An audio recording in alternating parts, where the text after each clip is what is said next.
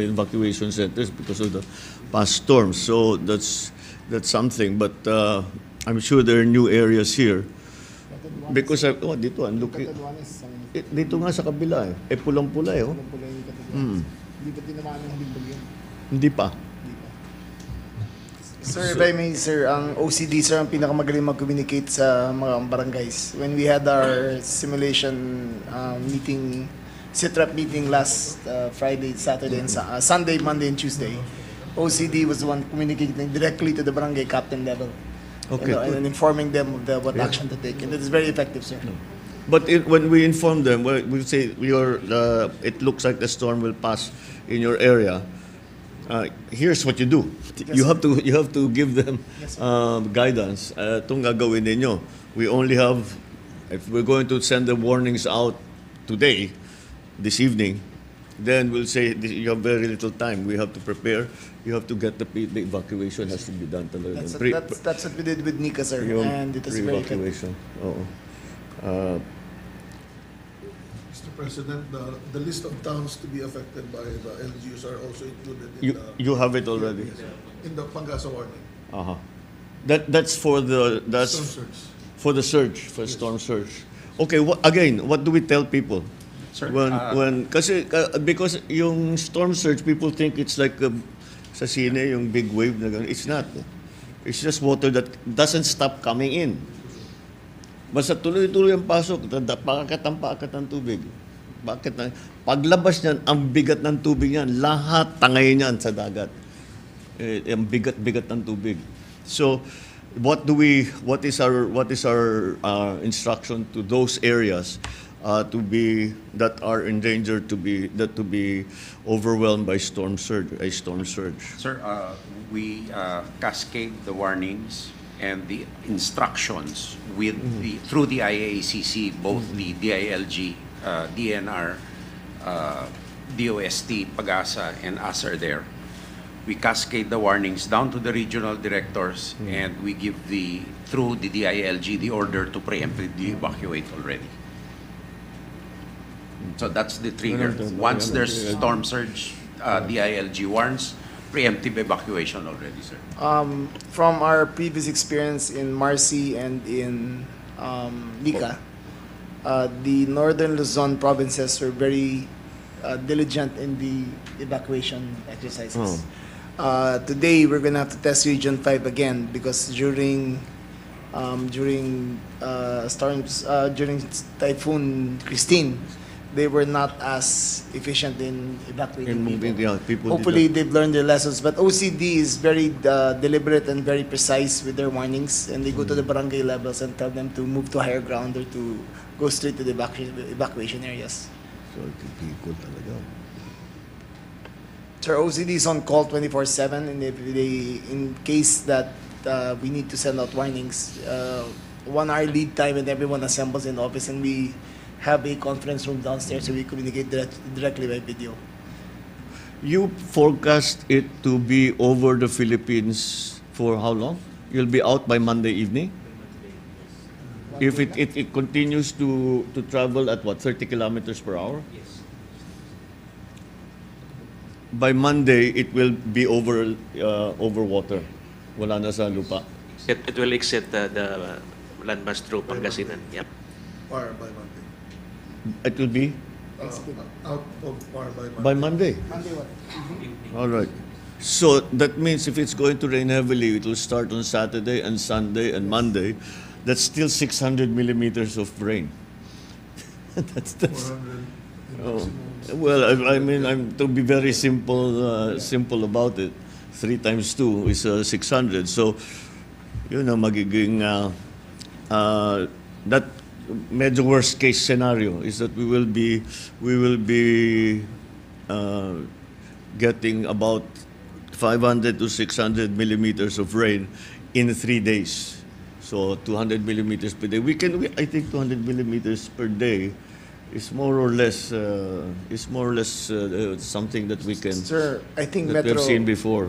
Sir, NCR I think is in greatest danger here Yes, because Ondoy was 450 millimeters over 24 hours. but this is over 24 hours. Over 24 Oo. hours. But sir, if this persists on Saturday track, that it passes through, as we see now, on the NCR is very vulnerable to flooding again because of the natural tendency for it. If it receives more than 200 ml, it floods already all over Metro Manila.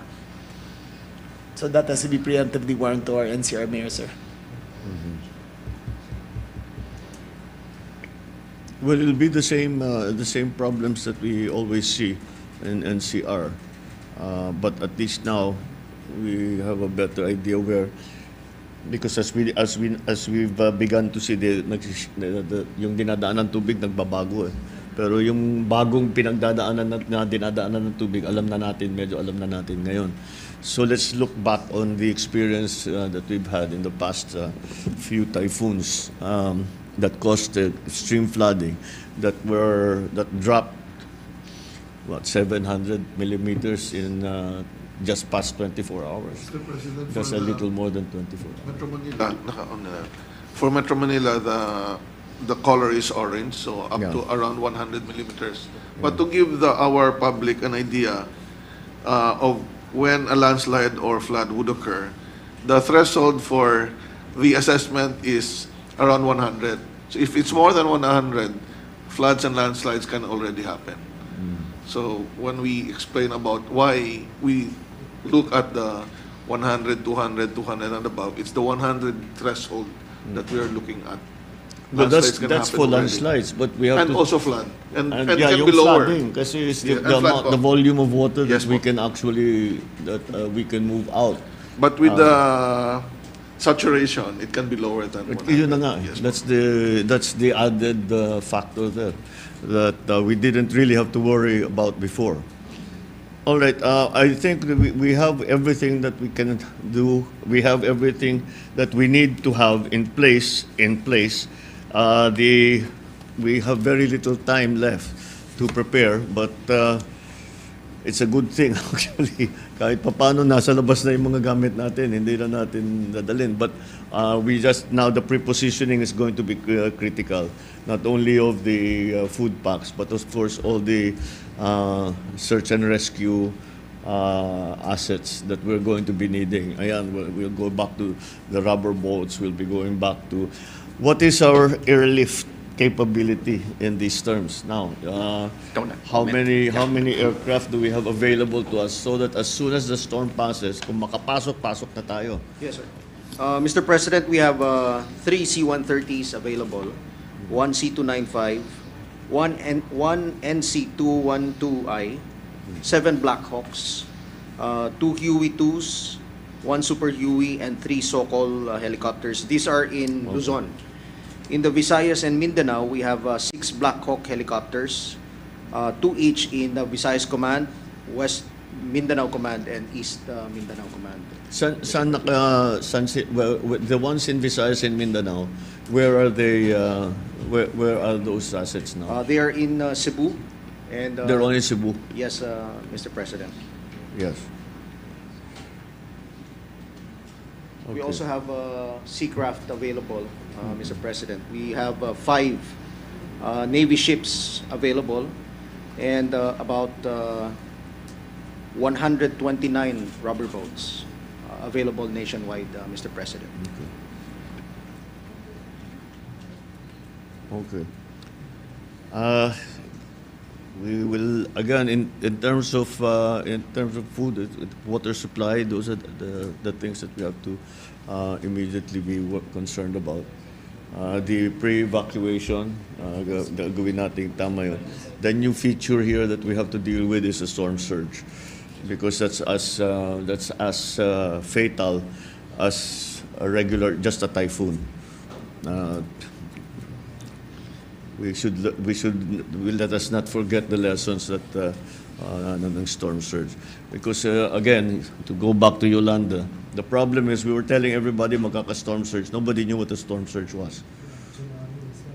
We should have just said tsunami. The people would have left the coast. But the storm surge, nobody knew until makita mo papasok na, and the water just kept going higher and higher and higher. So that's why we have to give very specific guidance to the LGUs as to how to deal with the storm surge. Again, I think, I know that the critical element when it comes to storm surge is not the distance from the high water, from the high tide mark, but it is the elevation above the high water mark. That is the key element. If it's a 3-meter storm surge, we have to get people at least 5 meters above that level. Mr. President. Oh.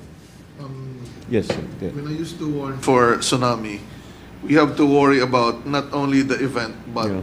the accompanying hazard. So if we talk about a tropical cyclone, if we talk about a storm surge, and then we select an evacuation area, it's an elevated area.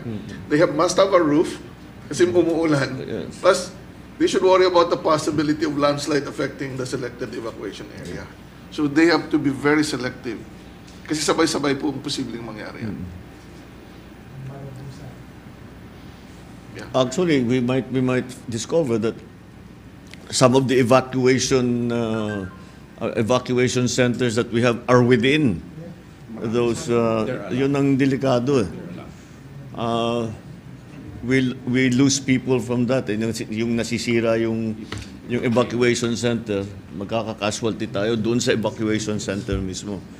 So, mabigat talaga itong. Sir, the key here is What is the long-term forecast? Meron pa bang parating? May vacation po tayo. Of how long? Is there anything developing in Wala the pa, sir. 2 weeks wala pang nakikita. Pacific? In 2 weeks wala pa. Okay, so well that's I think that we have done as usual we properly followed the procedures that we had set out for ourselves for disaster response, and with the added feature that the storm surge, we must remember all the lessons that we learned from previous incidents of the storm surge, and we have to provide guidance to our local executives so that they know what to do and how to protect themselves against the possible storm surge. There is a list here. LGUs to preposition equipment, we do that anyway. All the time. Without, basta't may storm, dinalabas na namin yung mga backhoe, yung mga, pati yung mga chainsaw, dinalabas na hanggang para makalapit agad. So that's that the LGUs know how to do that. The Public Works and the OTR will also be doing the same things. Sa kuryente, wala tayong magagawa. We batten down the hatches and puputulan talaga natin dahil ayaw natin magkadisgrasya. So, Mr. President, on the fuel, which we experienced in Christine, I think we would need the same approach. Unfortunately, vehicles clogged the highways because they were involuntarily stranded. So they could not be moved easily, and I think this is where the composite team was able to clear the highways for the fuel convoys, because the ports might not be clear yet to replenish some of them right after. So we'll play that by ear. In the case of Central Luzon, Mr. President, the last super typhoon that went through Central Luzon was Carding in September of 2022. And you will recall that you noted that there were 69 kV lines in Central Luzon, and you were wondering, in fact, why we still have 69 kV transmission lines. And we still have around 38 of them directly in Central Luzon. And the 69 kV lines of NGCP can withstand only 120 to 160 kilometers per hour winds. So if the winds are much higher than that and with gusts, we really would expect to have power interruption from the transmission side. The distribution lines, some of them are sturdier because they were more recently replaced. But we're particularly attending to the transmission lines because of this vulnerability. Okay. Well, the critical facilities, of course, are government services, the hospitals, the offices, so that the LGUs can somehow at least operate to an extent. The other is a storm surge. The other thing that dapat ilayo, vehicles. Oo. Because when I first arrived in Leyte, there were 3 vehicles running. Everything was washed out, was destroyed. So the vehicles that we're going to use, make sure that they're away from that. Kasi kukunin ng dagat yan pagka hindi natin ilayo. Sir, with the IACC, in connection with the traffic, with the IACC here, we also have the Coast Guard and the PPA, where if we foresee that there will be traffic caused by ROROs, we already recommend a no sale. Oh, okay. All right. Then communications. How do we immediately provide communications? Because that's another thing that will come down. We always expected the cell sites to immediately come back up. Pero itong recently, talagang nasira din walang cell site at all. So we have to be able, because we have to be able to communicate with our people, with the local officials. What options do we have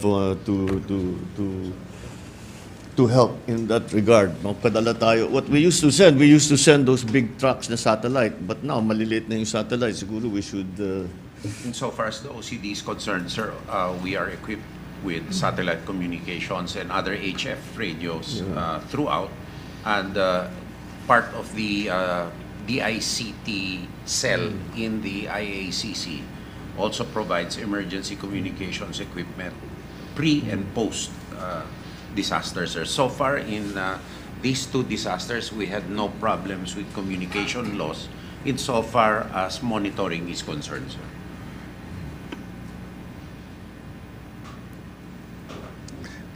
I remember before that everyone, most LGUs have a satellite phone. It was a long time ago, sir. Now it no longer. No longer, sir.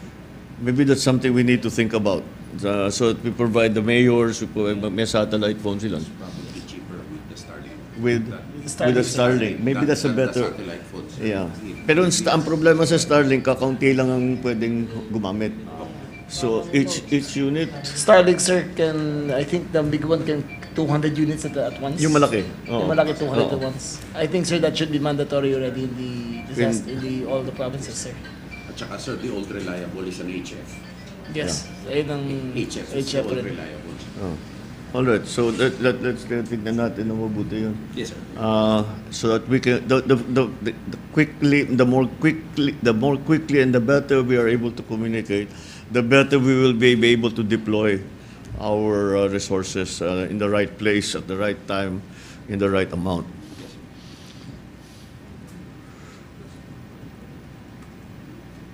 So maybe Monday na lang sa level namin ni Secretary Gilbert ang Yung- response sa Monday. Kami na naman mag-handle ng meeting. Monday. Kasi Monday yung assessment and release ng ano. I guess we'll be. Total yung CELDA, sir. Yung IACC dito. Ganda. Kaya kung kinakailangan ng importanteng desisyon, saka kami mag-ano. Pero inaaraw-araw ko din just to keep up panlaban ng fatigue nila. Oo, yung mga tao natin, walang tigil na silang nagtatrabaho. Monday, sir, ang response. Ang Monday ang response scenario dapat. Once they exit, that's when we can move in already. We can get an accurate Yeah. assessment. Bukas and Sunday, sir. Yeah. We will be constantly monitoring and adjusting and then back after. Oo, we always talk about The uncertainty, sir. the victims. Pero yung mga personnel natin, ngayon lang kasi nasunod-sunod eh. That's right, sir. Yeah, for sure. At saka walang oras yan. They're working in the rain, they're working in the sun, they're working 24 hours a day. So let's make sure that our personnel are in reasonably good shape para naman na hindi sila masyadong mahirapan, because if they start becoming sick or becoming Casualty na ako, sir. na ano, Lumuntag sa helicopter kasama ko, pilay. na balian. Pilay lang. Pilay. Oh, okay. Mr. President, can we request also the local chief executives to monitor the monitoring agency? When it comes to storm surge modeling, this is forecast model. So as the typhoon gets closer, and sometimes it would increase in strength, we can change the color. It can be higher than 3 at some point. So once we release a new bulletin or information, even those closer to the eastern side of Central Luzon, baka may threat din ng storm surge yan. So i-model din po yun pag lumalapit yung bagyo. That will be dependent on The strength. how much stronger Yes, it po. gets. So, ibig sabihin, what we presented today is just for this time, but it can change. So the assumption is that at this strength, At this strength. Yes. I think it's safe to assume, or it will be prudent to assume, that it will strengthen. Yes, sir. So, we request the DILG to remind the chief executives and disaster managers to monitor continuously. Maybe if it is very it is inevitable, at least scientifically speaking, if it is inevitable that it will strengthen, the warnings we should be giving out are already worst case. Kasi doon din pupunta eh. So let's do that. Yes, sir. And Gawin nyo yung worst case scenario na pag nandyan na, nag-strengthen yung Pepito, ano ngayon ang magiging sitwasyon? Ano nang kulay dun sa kanilang lugar? Oo, para sir, we're in constant touch with Nat here and his people. It is constant, 24/7. And we immediately download and cascade through the DILG cell the latest information. And as a matter of fact, I have to thank Nat Servando, because I've been pressing him to make some predictions Yes. and assumptions or guesses, basically, which we need for planning. And they have been very, very cooperative and effective doing that, sir. So we thank the Pag-asa. And for the constant interaction now, sir. Yeah, but it's all very well to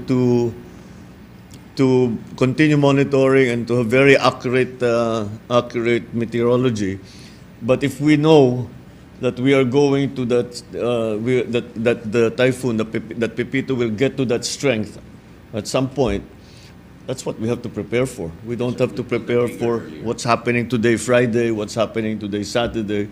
Palakas ng palakas.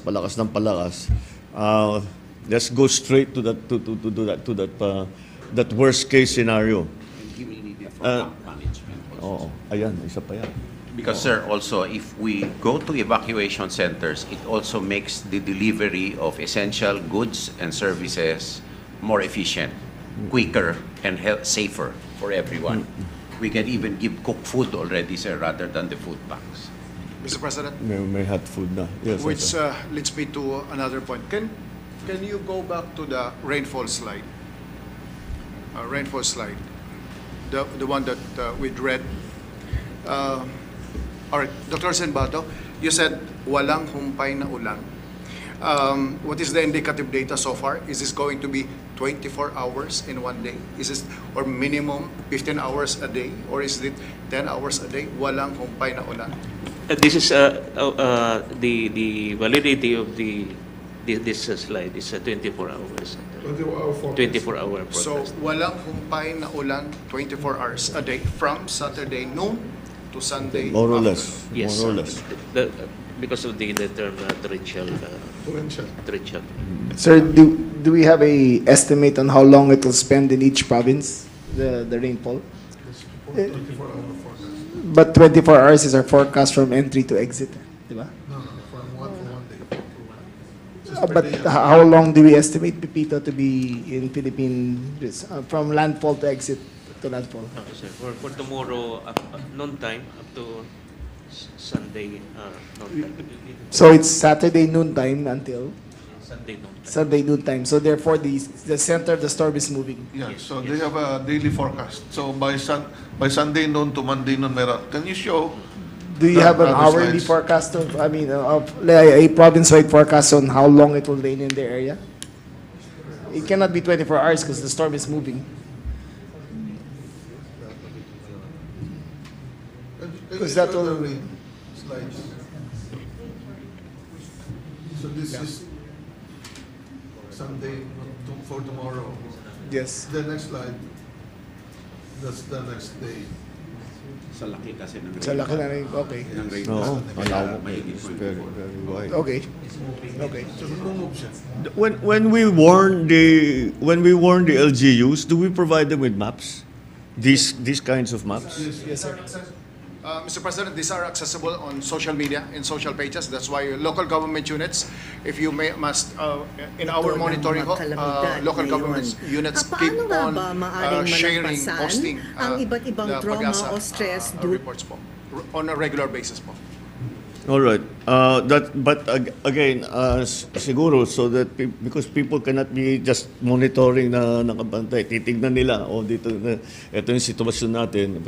Then so let's again give them the worst case scenario already, so that as best as we can forecast the worst case scenario, bad as it might be, we have done all the preparation for that. The blessing for us is hindi magamit lahat yon. So that's no loss to us. That is a big advantage to us. So let's but wag naman nating takutin yung mga local. Sabihin natin na talagang masyadong malakas, pero ito yung maaari yung gawin. Ito yung mga nag-aantay na tutulong sa inyo. Ang gawin nyo lang, mag-evacuate kayo ng mabuti. Kayo sa mga surge, may suspected areas for storm surge, umakyat na kayo sa mataas-taas na lugar.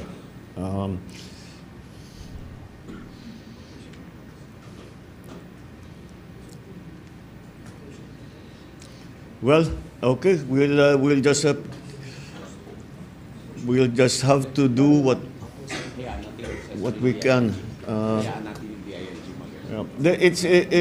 What's very, very critical, and the ILG is going to need that information, is information that they know what's going to happen. People know, the executives, the officials, down to the village level, the barangay level.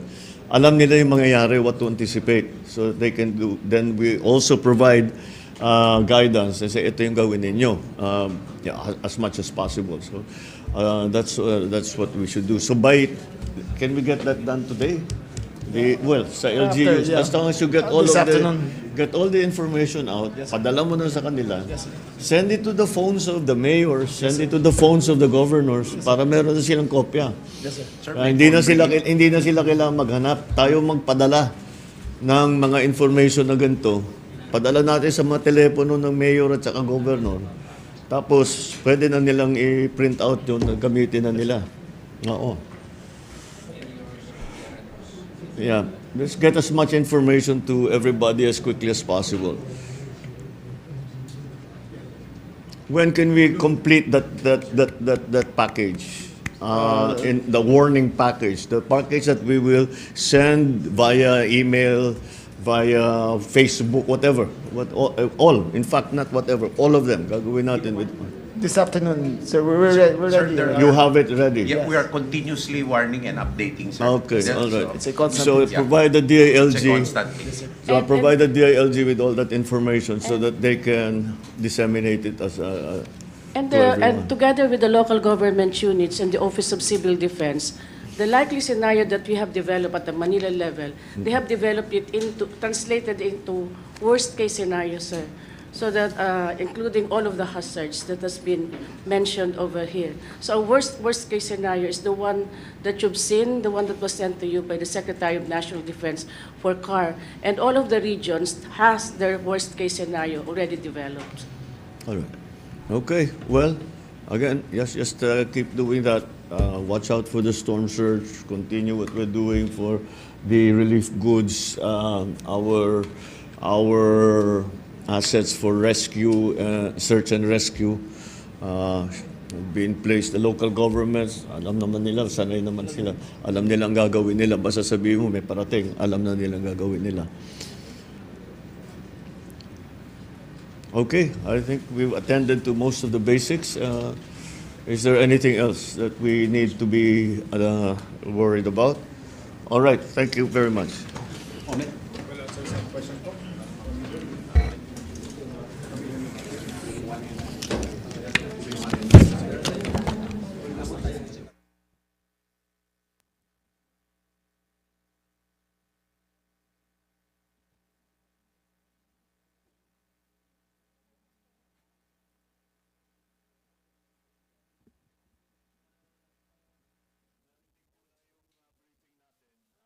Yung mga gagawin natin at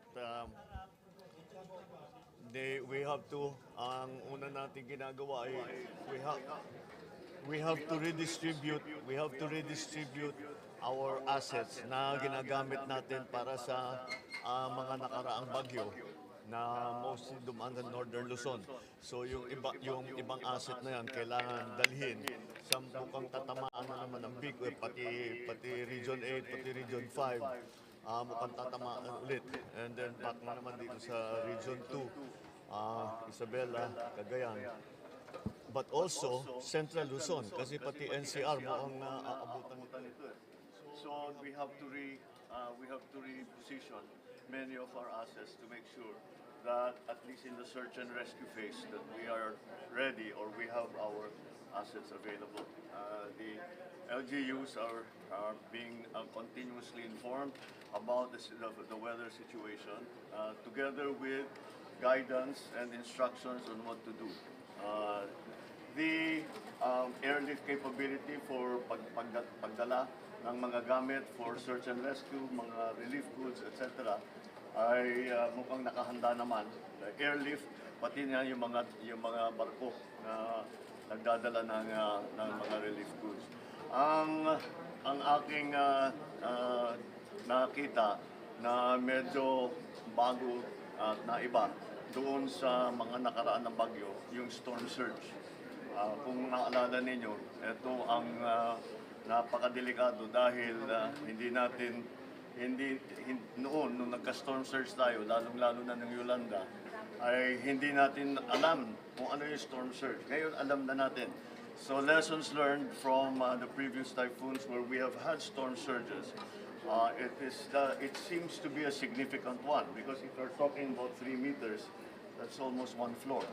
So, kailangan talaga nating abisuhan ang mga LGUs natin na nakikita natin na baka abutan ng storm surge. So, this is what we are concentrating on. We have very little time to do it because ang forecast is that we will start feeling the storm by tomorrow. Kasi hindi naman not necessarily yung mata ay pumasok na. Kahit na yung sa gilid pa lamang umuulan na yan. The rainfall is going to be comparable to maybe Christine and Marcy, and we hope that that's why we are doing all that we can to warn people to prepare. So that's what we have done for the arrival of Pepito. Sir, this is the fifth typhoon, sir, yung Pepito. I'm sorry? Fifth, ika-5 or ika-6 na bagyo na itong Pepito. Medyo marami na yung agricultural loss natin. Are you bothered na yung food security ay maapektuhan at yung presyo ng bigas? I don't know.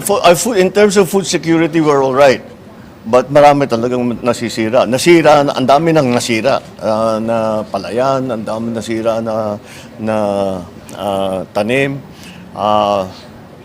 We will just have to compensate for that. Dahil we just came out of El Nino na although during the El Nino time we had the highest production pa rin for that season.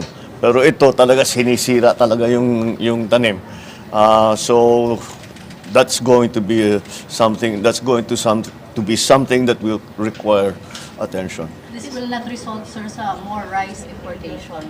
Yes, I think so. Unfortunately, I just received a report from the DA, mukhang madadagdagan ng importation natin. We will import close to 4.5 million tons. Nag 3.9 tayo last year.